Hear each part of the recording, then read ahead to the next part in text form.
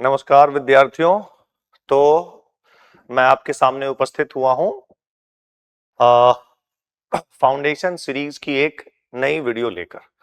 और जैसा कि मैंने अपने पहले सारे वीडियोस में आपको बताया है कि हम लोगों का इस फाउंडेशन सीरीज में लक्ष्य है एमपी जीके से संबंधित, MPPSC civil services exam MP GK से संबंधित जो आपके प्रीलिम्स और मेंस के कुछ इंपॉर्टेंट टॉपिक्स हैं, उन टॉपिक्स को, जो जटिल टॉपिक हैं, थोड़े कॉम्प्लेक्स हैं, उन सारे टॉपिक्स को हम लोग इस वीडियो सीरीज के माध्यम से आपके सामने सरल शब्दों में प्रस्तुत करें और आपको समझाने का प्रयास करें। यही हम लोगों का लक्ष्य है फाउंडेशन सीरीज का। तो आज जिस टॉपिक पे मैं बात करने जा रहा हूं उस टॉपिक का नाम है मध्य प्रदेश के प्रमुख राजवंश। और यदि आप प्रीलिम्स का सिलेबस देखे होंगे तो आपको ये जो यूनिट 2 है वहां पर आपको दिखाई देगा। और ठीक इसी प्रकार से यदि आप मुख्य परीक्षा के सिलेबस में आए तो वहां पर भी जो जीएस पेपर है, जीएस पेपर 1, उसमें आपको जो इतिहास वाला खंड है, इतिहास खंड का जो यूनिट 2 है वहां पर यह टॉपिक आपको दिखाई देगा। तो इसका अर्थ ये हुआ कि ये जो टॉपिक है जिसका नाम है मध्य प्रदेश के प्रमुख राजवंश, ये टॉपिक आपका प्रीलिम्स और मेंस दोनों ही स्थानों पर है। मेरा तो प्रयास यही है कि इसको 2 या 3 वीडियोस के माध्यम से मैं आपको समझाने का प्रयास करूं। तो आइए हम लोग टॉपिक स्टार्ट कर रहे हैं, मध्य प्रदेश के प्रमुख राजवंश। और यहां पर हमें पढ़ना है प्राचीन काल के मध्य प्रदेश के प्रमुख राजवंश और मध्यकाल के मध्य प्रदेश के प्रमुख राजवंश। तो डियर, हम लोग हैं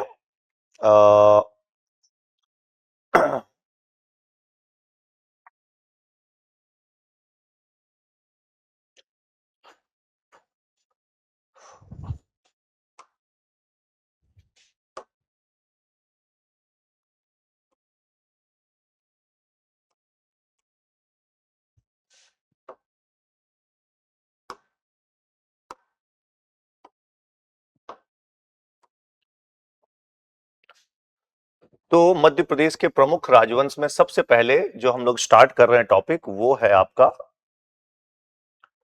6ठी सदी ईसा पूर्व महाजनपद युग। और इस महाजनपद युग में हमें 2 प्रमुख राजवंश दिखाई पड़ते हैं। एक है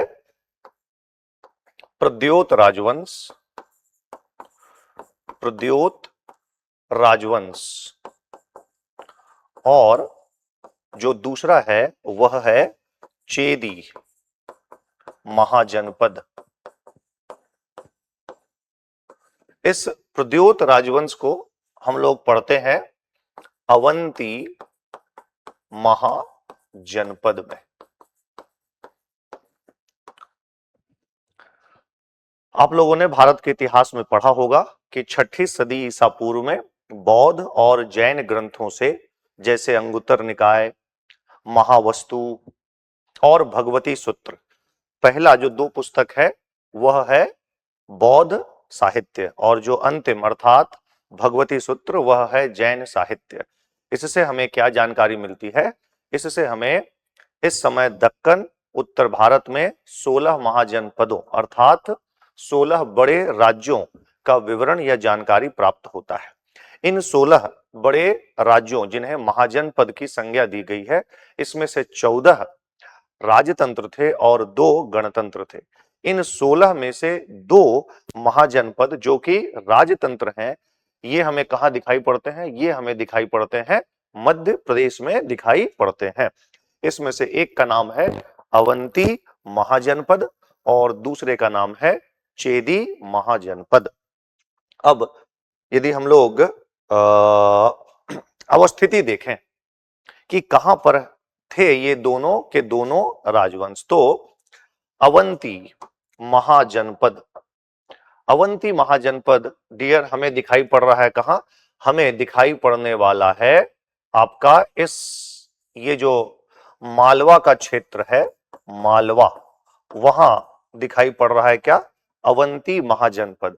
और यदि हम लोग चेदी महाजनपद के बारे में बात करें तो ये बुंदेलखंड जो है अपना मध्य प्रदेश का और उत्तर प्रदेश का, तो यहां हमें दिखाई पड़ता है क्या, यहां हमें दिखाई पड़ता है चेदी महाजनपद। और यहां क्या दिख रहा है, यहां हमें दिख रहा है अवंती महाजनपद।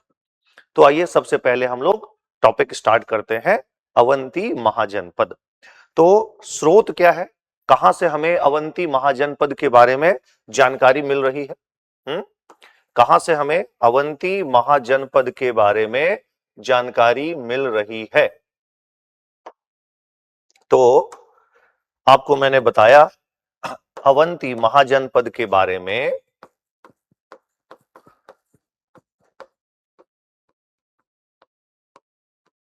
हमें जानकारी कहां से मिल रही है। तो इसके दो जो स्रोत या दो या तीन स्रोतों का मैंने अभी नाम लिया।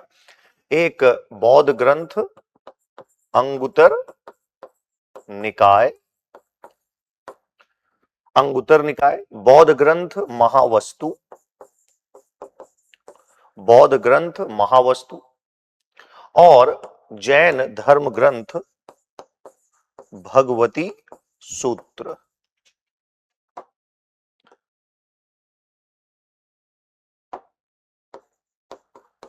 भगवती सूत्र, ये हमारे पास क्या है, स्रोत है। अब अगला कि ये अवंती महाजनपद किस क्षेत्र से संबंधित है। तो यदि हम लोग क्षेत्र के संदर्भ में बात करें तो क्षेत्र है मालवा, मालवा। और यदि इसकी सीमाओं के बारे में बात करें, अवंती महाजनपद की यदि सीमाओं के बारे में बात करें तो क्या पता चलता है, उत्तर में इसकी जो सीमा है वो है दसार्ण,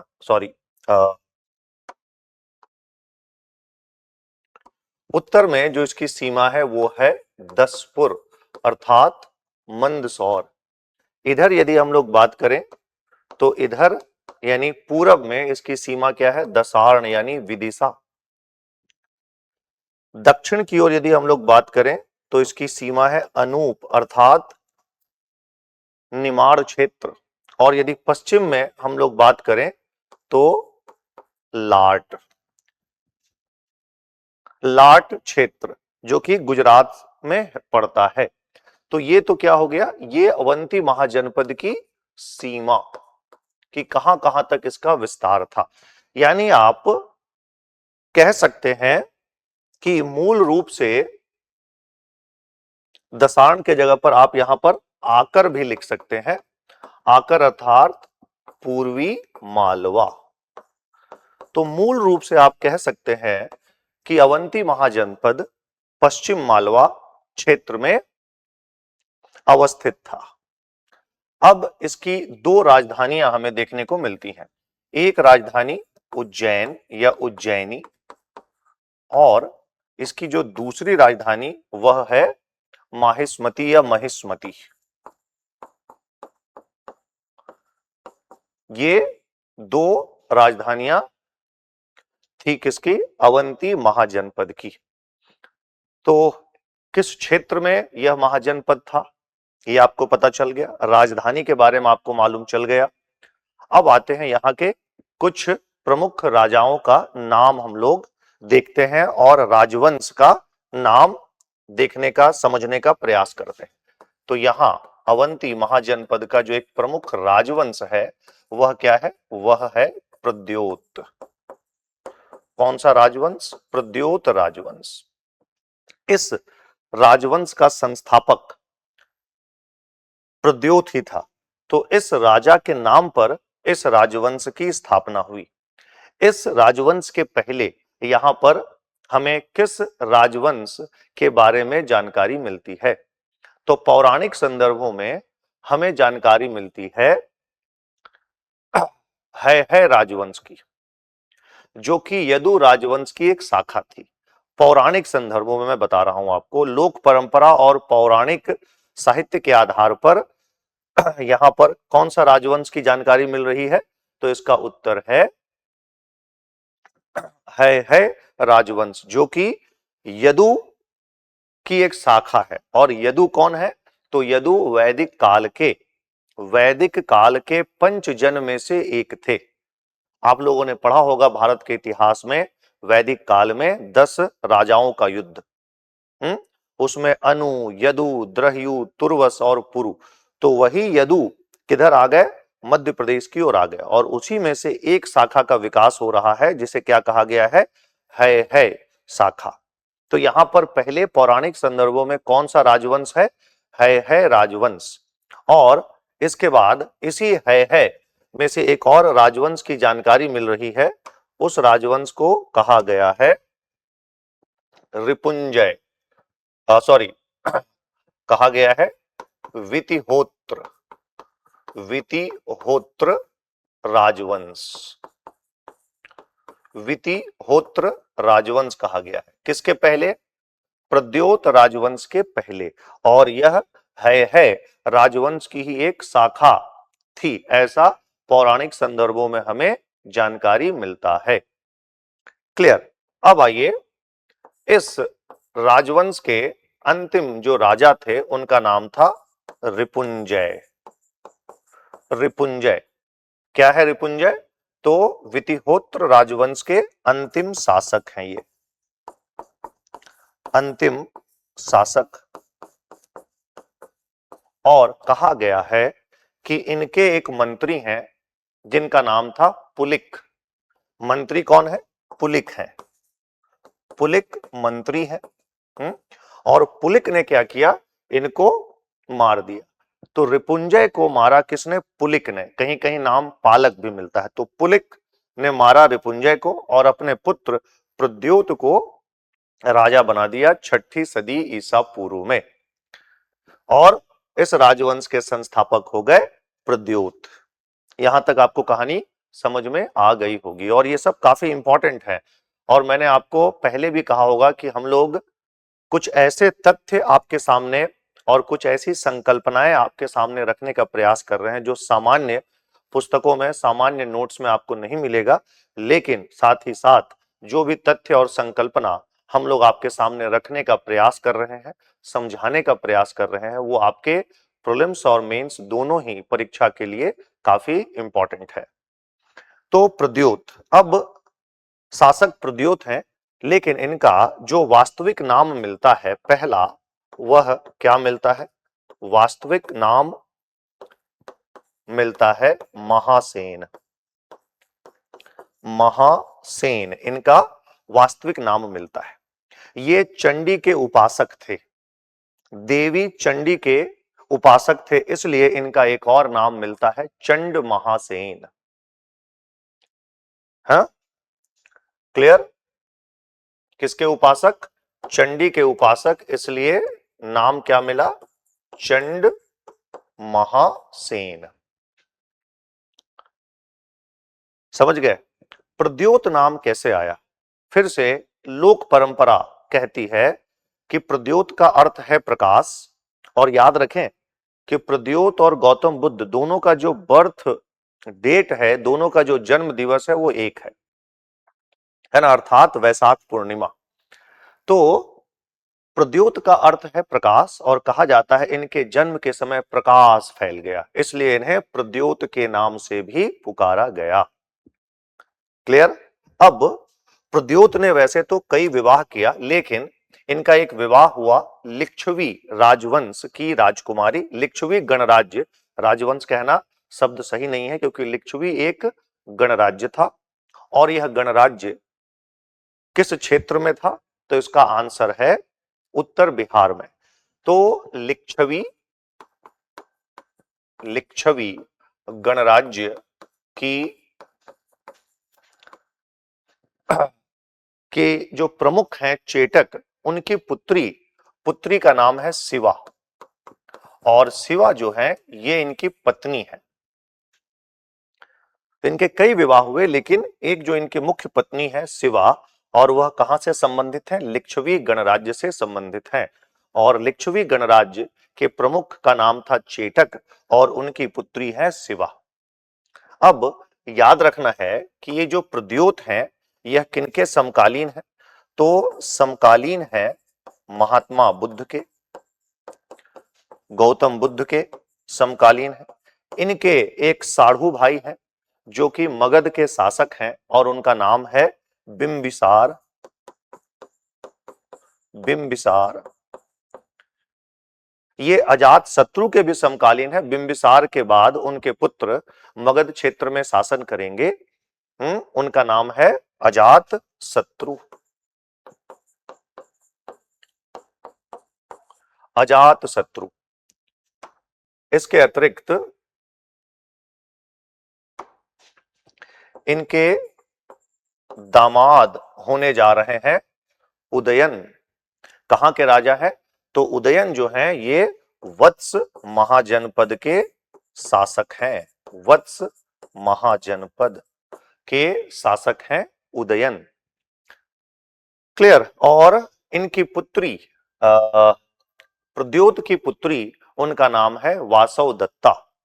तो वासव दत्ता जो है इनके साथ प्रेम विवाह करती है और उदयन जो है ये इनके दामाद बनते हैं। यहां तक भी क्लियर। एक फैक्ट बड़ा इंपॉर्टेंट है जो अब अगला जो मैं तथ्य आपको बताने जा रहा हूं, वह तथ्य क्या है? वह तथ्य है इनकी एक बीमारी है और वह बीमारी जिसे इंग्लिश में जॉन्डिस कहा जाता है और हिंदी में पांडु रोग कहा गया है। पांडु रोग कहा गया है। पांडु रोग। तो इन्हें पांडु रोग हो चुका है और जो इनके राज वैद्य थे वह इस बीमारी को दूर नहीं कर पा रहे हैं, इन्हें स्वस्थ नहीं कर पा रहे हैं।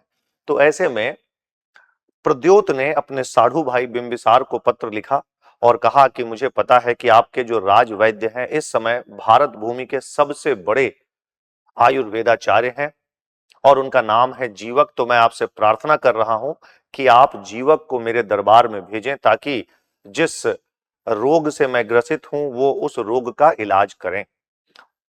जीवक अब इनके दरबार में पहुंच चुके हैं। जीवक इनके दरबार में पहुंच चुके हैं और ये इनका इलाज आरंभ कर रहे हैं। तो जीवक ने एक औषधि बनाई जिसमें घृत पाक का उपयोग है, लेकिन राजा साहब प्रद्योत को घृत पाक पसंद नहीं है। कहते हैं वो उससे मुझे एलर्जी होती है। लेकिन जीवक को पता है कि जब तक ये घृत पाक से बना हुआ औषधि ग्रहण नहीं करेंगे तब तक इन्हें ये जो पांडु रोग है ये ठीक नहीं हो सकता। तो अब क्या करें? तो ऐसे में जीवक ने एक तरकीब निकाला और वह तरकीब क्या कि एक ऐसा दवा बनाओ जिसमें घृत पाक का गंध राजा को न पता चले और मैं वो दवा खिला दूं। लेकिन साथ ही साथ जैसे ही मैं दवा खिलाऊं या दवा खाने को कहूं मैं इनके राज्य से बाहर हो जाऊं और यदि बाहर नहीं रहा तो हो सकता है राजा मुझे मृत्यु दंड दे।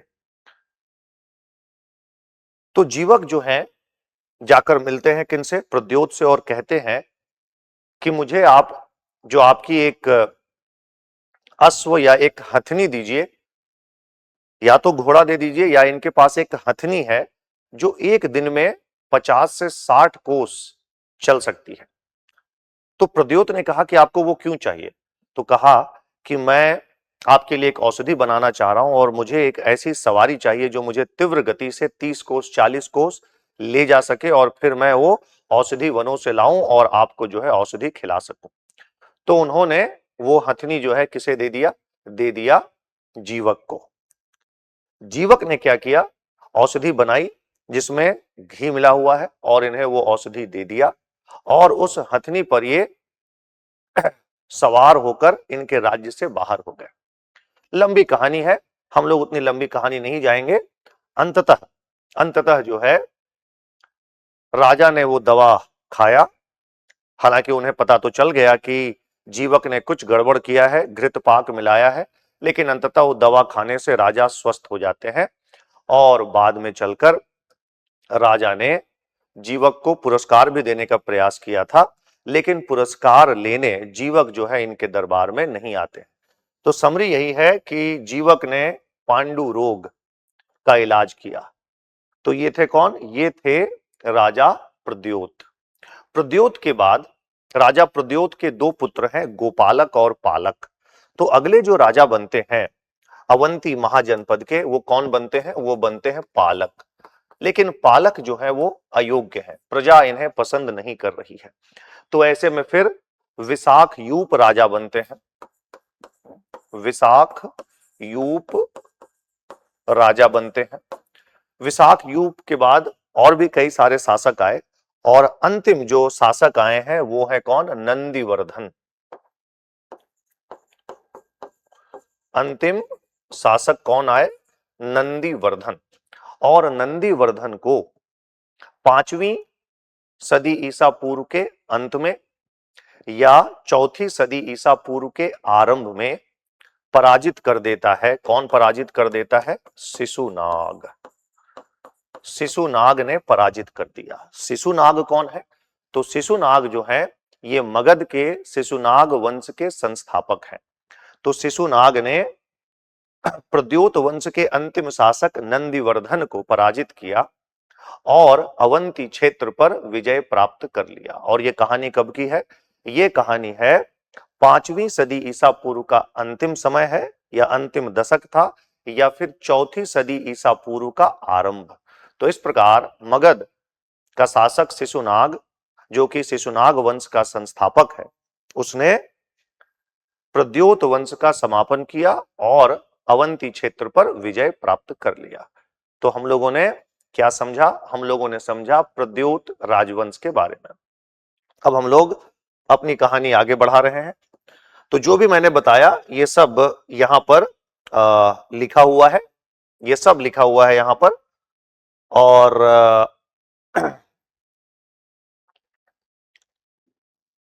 पुलिक रिपुंजय कौन है? वितिहोत्र वंश क्या है? दो राजधानियां उज्जैनी और माहिष्मती, ये सब हम लोगों ने जान लिया।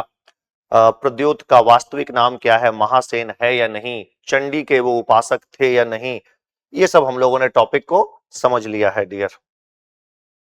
अब पालक है ना, विशाख यूप, नंदीवर्धन, ये सब कहानी मैंने आपको बता दिया। अब हम लोग यहां से बढ़ रहे हैं कहां?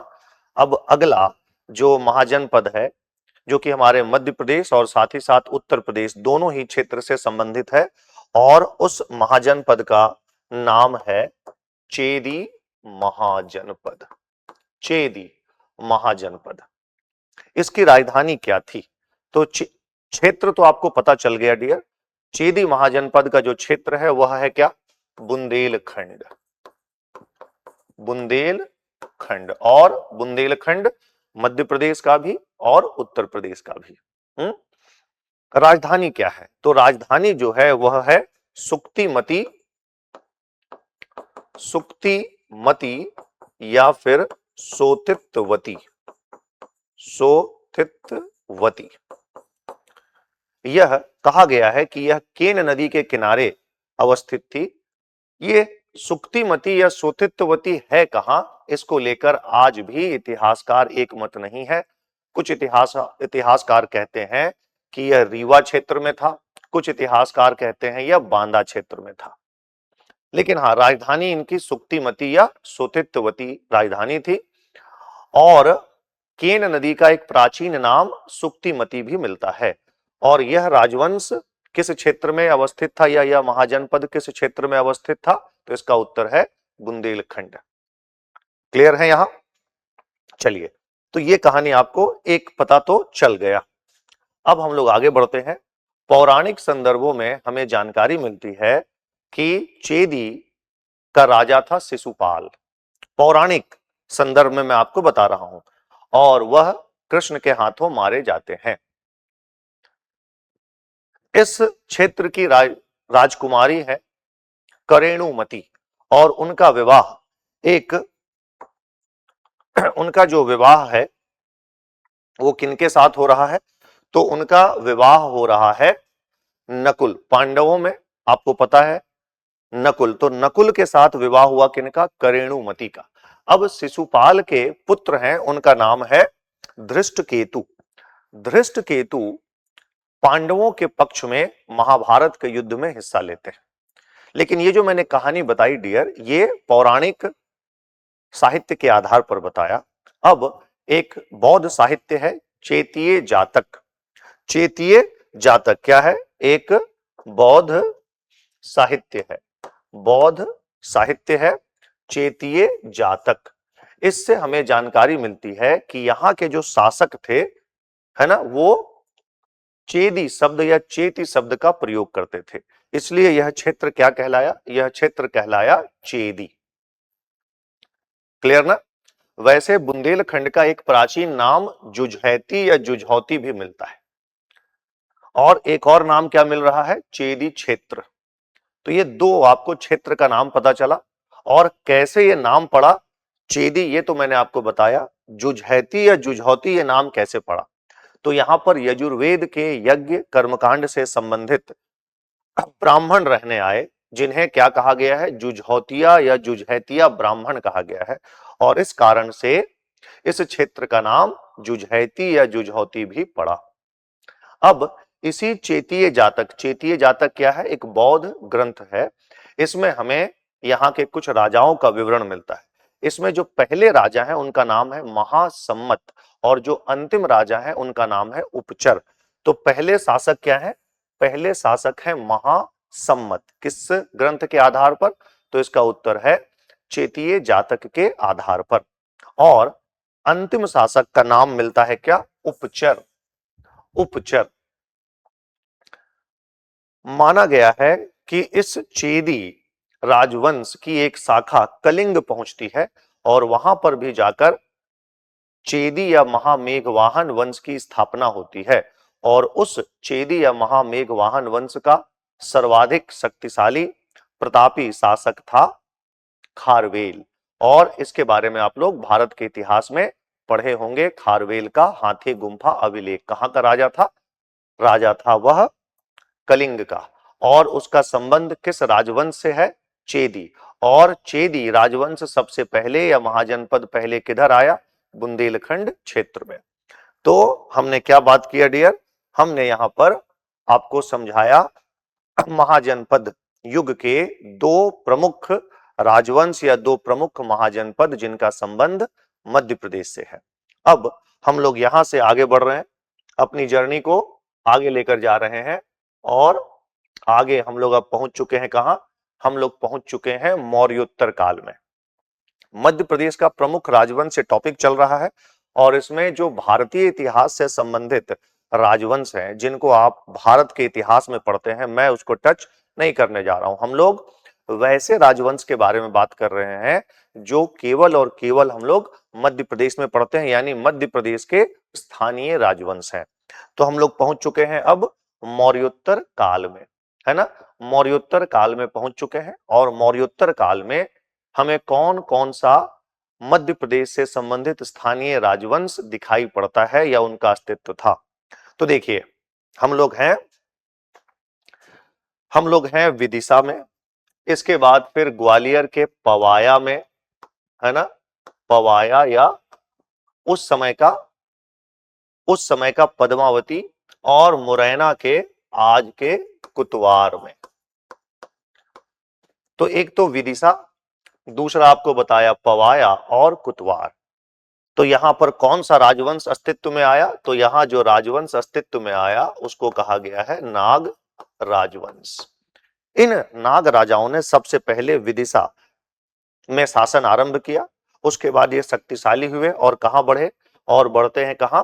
तो ग्वालियर में अवस्थित है, ग्वालियर जिले में अवस्थित है पवाया, जिसे उस समय पद्मावती कहा जाता था, वहां पर पहुंचे। लेकिन ये पराजित होते हैं कुषाणों से, फिर वापस आए नीचे विदिशा की ओर आए, और फिर बाद में चलकर ये पुनः शक्तिशाली हुए, और इन लोगों ने किसे पराजित किया? कुषाणों को पराजित किया और पद्मावती को जीता। फिर यहां से ये पहुंचते हैं कहां? कुतवार। फिर पहुंचते हैं मथुरा, और कुषाणों को वहां भी पराजित किया। तो एक राजवंश हुआ आपका मौर्योत्तर काल में क्या? एक राजवंश हुआ मौर्योत्तर काल में नाग राजवंश। दूसरा दूसरा राजवंश जो है मौर्योत्तर काल में, वह है उज्जैन में शासन हो रहा है, और उस राजवंश को कहा गया है गर्द भिल्ल राजवंश।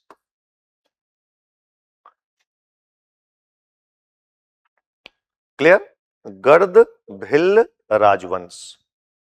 इसके अलावा आप और दो राजवंश, 2 या 3 राजवंश आप देखने जा रहे हैं जो कि मध्य प्रदेश के पूर्वी हिस्से में शासन कर रहा है।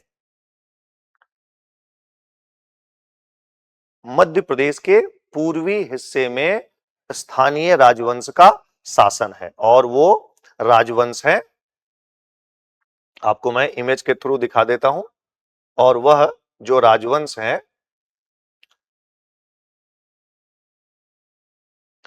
उनका नाम है, एक है मगध राजवंश और दूसरा है बोधि राजवंश। क्या बताया? एक को कहा गया है बोधि राजवंश। बोधि राजवंश का तात्पर्य ये नहीं है कि यहाँ के राजा बौद्ध धर्म का पालन करते थे, नहीं, यहाँ के जो राजा हैं वो हिंदू धर्म का ही पालन करते थे। तो बोधि राजवंश ये किधर आया है? तो ये आया है आपका डाहल क्षेत्र। डाहल यानी ये जो जबलपुर देख रहे हैं आप, जबलपुर, कटनी, ये सब वाले क्षेत्र में क्या आ गया? बोधि राजवंश। और इसके बाद आपके उमरिया यानी बघेलखंड वाले क्षेत्र में आ गया है मगध या माघ राजवंश। किधर आया? बघेलखंड वाले क्षेत्र में, महाकौशल क्षेत्र में, जिसमें कटनी, जबलपुर, ये सब एरिया जिसे डाहल कहते थे, वहां पर कौन सा राजवंश आया? बोधि राजवंश। और उमरिया, बघेलखंड वाला जो क्षेत्र है वहां पर आया आपका मगध या माघ राजवंश। तो आप लोगों ने क्या जानकारी इकट्ठा कर लिया? तो आपने मेरे साथ जानकारी इकट्ठा कर ली।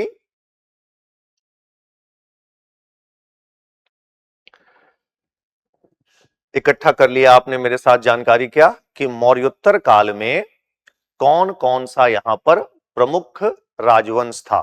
तो इधर आपने देखा कि यहां पर बोधि राजवंश, बी से बोधि, और इधर आपने क्या देखा? इधर जो आपने देखा वो क्या है?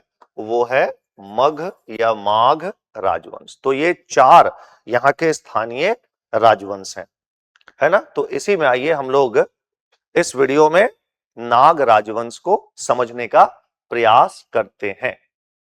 और इसके बाद जो शेष राजवंश है, आप लोग को कुछ भी घबराने की आवश्यकता नहीं है।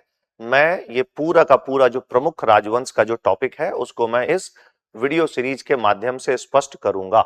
और हम लोग इस पर कई सारे वीडियोस बनाएंगे। तो आगे बढ़ते हैं। मैं अब बताने जा रहा हूं आपको क्या? नाग राजवंश के बारे में बताने जा रहा हूं। तो देखिए, नागों के बारे में आपको मैंने बताया कि ये जो नाग राजवंश है सबसे पहले कहां आरंभ शासन कर रहे हैं? विदिशा में। उसके बाद फिर ये कहां पर पहुंचते हैं?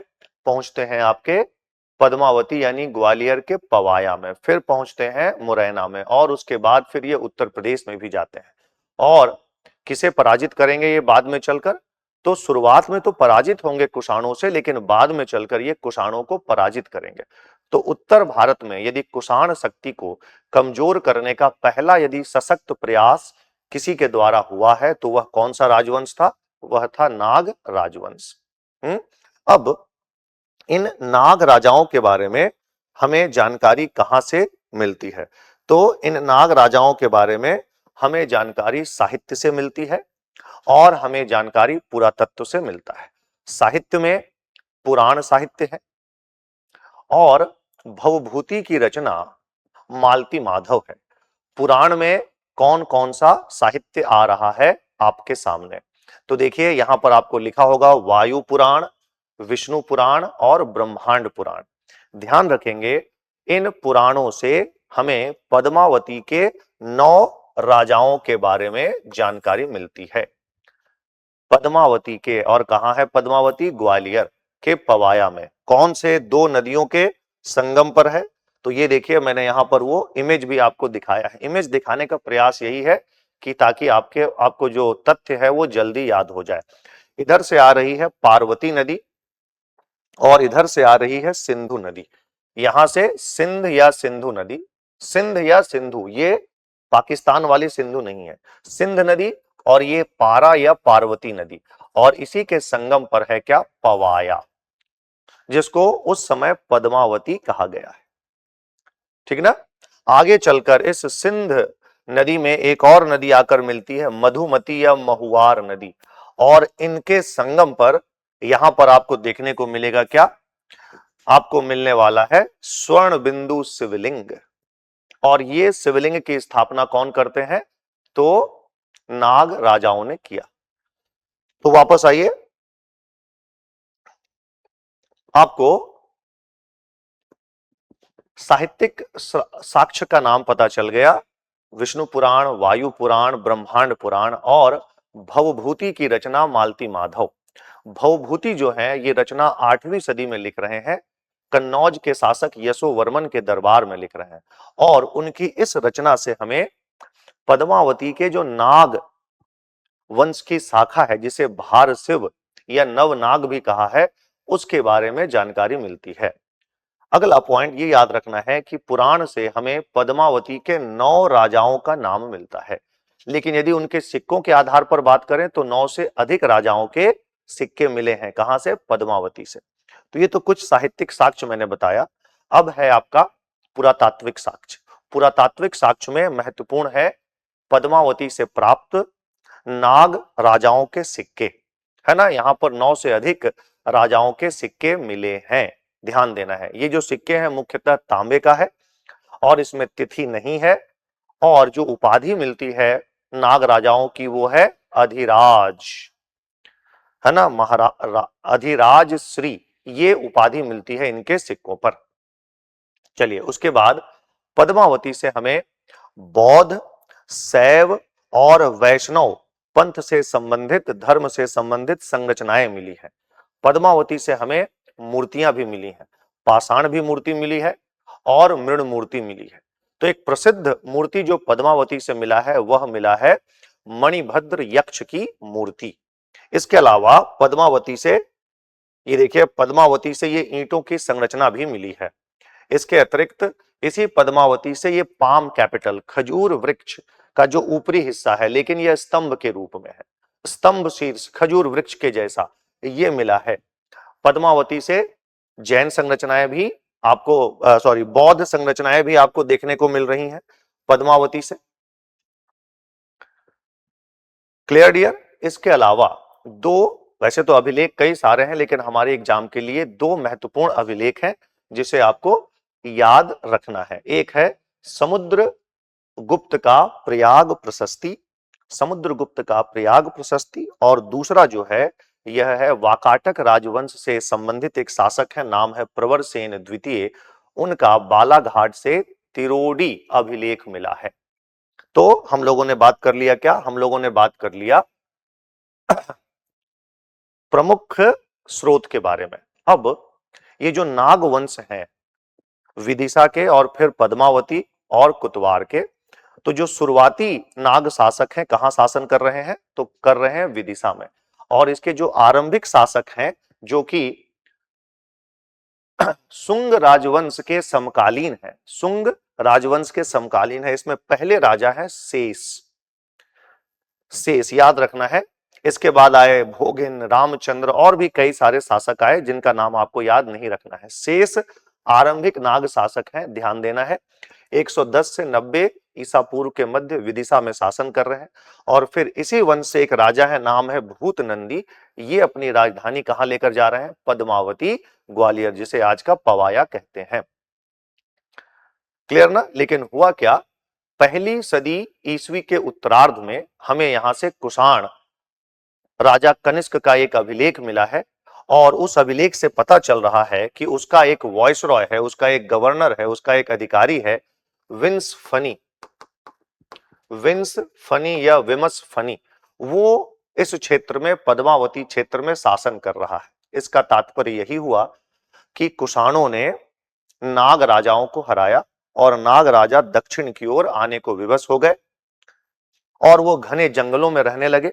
लेकिन फिर दूसरी सदी 144 है ना ईस्वी के आसपास ये पुनः शक्तिशाली हुए और विदिशा में फिर से एक नाग राजा का नाम हमें सुनाई पड़ता है जिसे कहते हैं वृषनाग। और अब ये जो नाग राजवंश की नई शाखा विदिशा में हमें सुनाई पड़ रही है, दिखाई पड़ रही है, उसको क्या कहा गया है, भारशिव। भारशिव नाम दिया गया है। भारशिव या फिर इसे नवनाग भी कहा गया है, नवनाग भी कहा गया है, ध्यान देना है ये। और यह नागों की ही एक शाखा है, नवीन शाखा है। और इसके संस्थापक कौन हो गए? वृषनाग हो गए। नागवंश का जो पहला शासक है वो है शेष। कहां से शासन कर रहा है? विदिशा से।